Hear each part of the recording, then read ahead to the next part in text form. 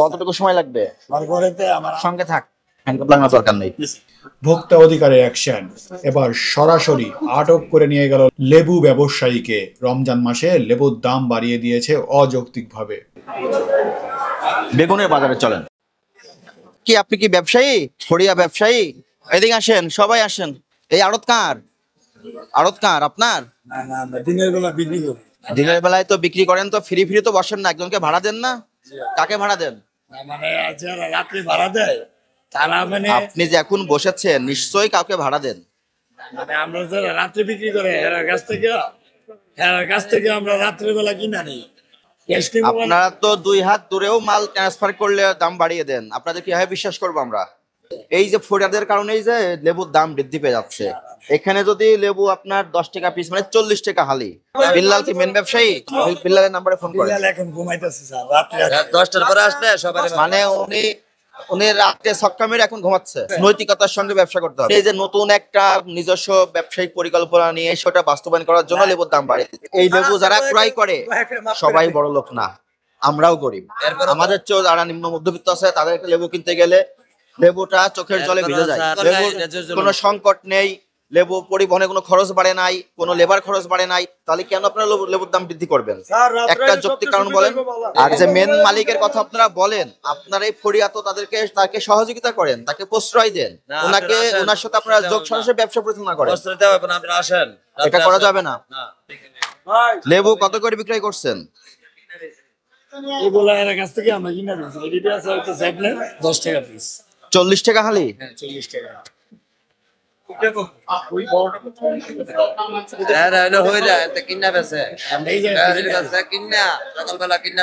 কিনেছেন কত করে আপনি?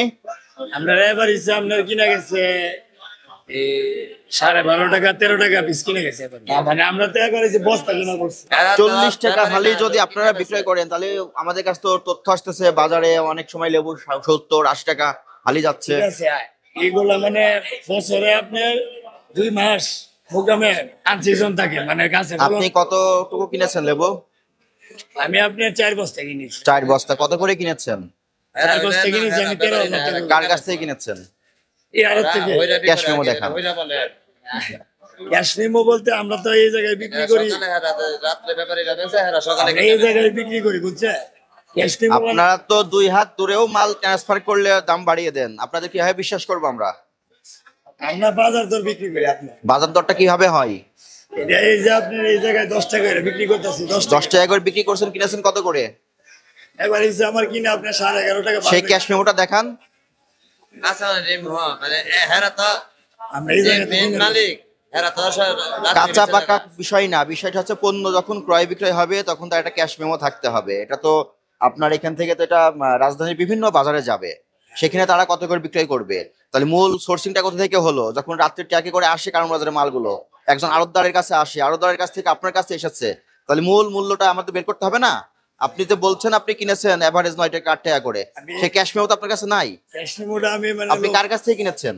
ক্যাশ মেমোটা আমি আপনি মেন মালিক বলতে তার কি নাম নাই কোনো? আছে। নাম কি? বিল্লাল। বিল্লাল। বিল্লালের কাছ থেকে আপনি কিনেছেন, কত করে কিনেছেন? ওর কাছ থেকে আমি ক্যাশ মেমো আপনাকে নিয়ে দিতে না, এখন দেখাতে হবে আমাকে। হেরা তো বাসায় গেছে। বিল্লালকে ফোন করেন। হইলো হইরা আর হেড হইলো ব্যাপারী।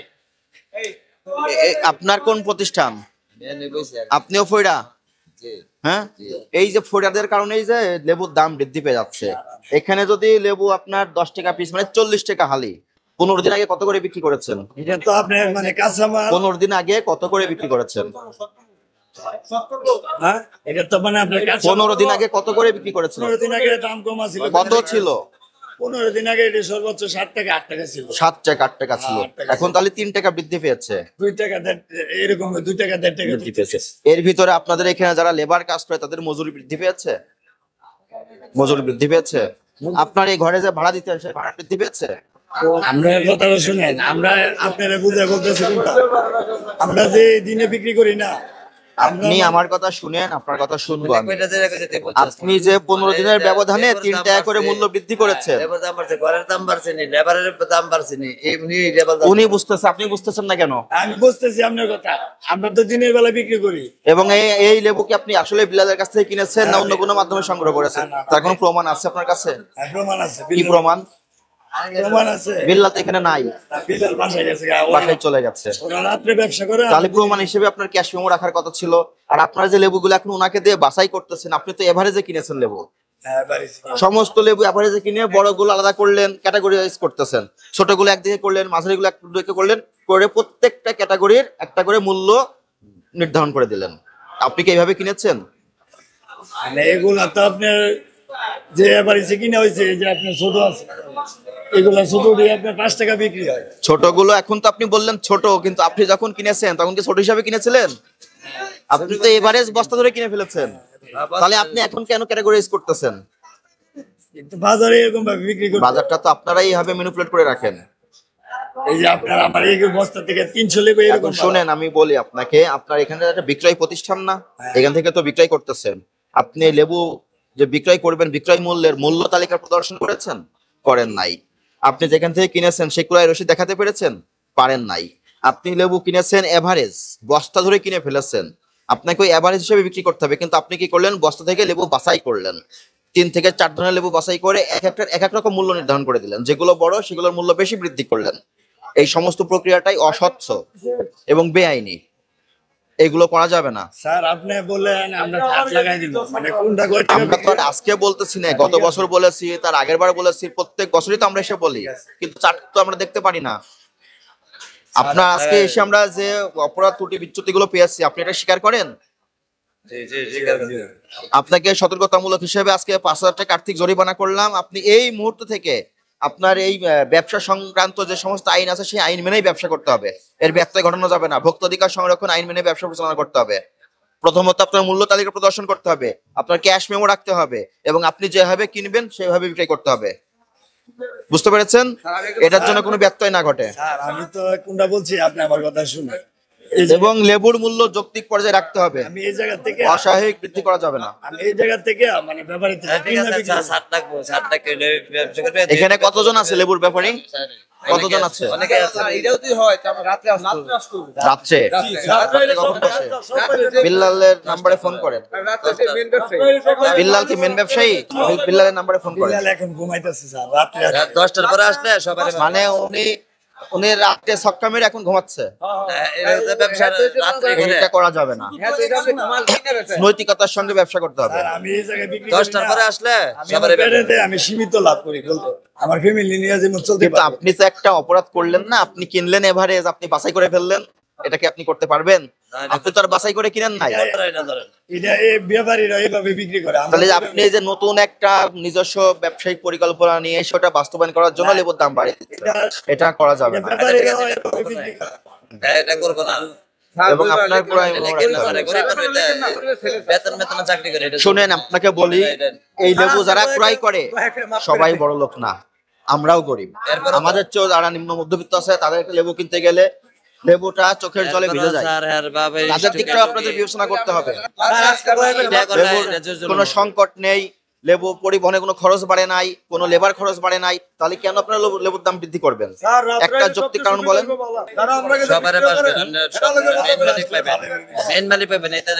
আর যে মেন মালিকের কথা আপনারা বলেন, আপনারা এই ফরিয়াদ তাকে সহযোগিতা করেন, তাকে প্রশ্রয় দেন, ওনার সাথে আপনারা যোগ সরাসরি ব্যবসা পরিচালনা করেন। এটা করা যাবে না। আমরা আসেন 10 জনে যেভাবে কিনে আমরা এইভাবে কিনতে পারি বাজারে। এখানে তো 10 জন আছে, এখানে 10 জন আছে। কাল থেকে দেখতে চাই লেবুর মূল্য যৌক্তিক পর্যায়ে থাকতে হবে। স্যার গরিব মানুষ আপনি ওই যে রাত্রে আসলে আপনার কোন আড়ত? আমি না, আমি দেশে আছি। এখানে কি করেন আপনি? আমার ভাতিজা। ভাতিজা পার্টনারে ব্যবসা করেন? না না তো স্যার বাড়িতে তো এইগুলো আমরা বোঝানোর আগে আপনি ওনার চাচা হয়ে ওনাকে বোঝান নাই কেন? আমি রাত্রে আসছি, আমি পুরো এখন তো আপনি বসেছিলেন, এখনই কেন বলেন নাই? এগুলো আমাদের এসে কেন বলা লাগতেছে? আমি তো বলতাছি বুঝছেন না? এখন রাত্রে আমরা 10টার না, এগুলোর কোনো ছাড় নাই, কোনো সুযোগ নাই। ব্যবসায়ীকে আইন আওতায় নিয়ে এসেছে, তাকে আর্থিক জরিমানা করেছে এবং সমস্ত ব্যবসায়ীকে নির্দেশনা প্রদান করেছি তারা মূল্য তালিকা প্রদর্শন করবেন, ভোক্তাধিকার সংরক্ষণ আইন অনুযায়ী ব্যবসা পরিচালনা করবেন এবং যে সমস্ত আড়তদারের কাছ থেকে লেবু ক্রয় করেন সেগুলোর পাকা রসিদ নিশ্চিত করবেন এবং যৌক্তিক মূল্যে লেবু ব্যবসা পরিচালনা করবেন।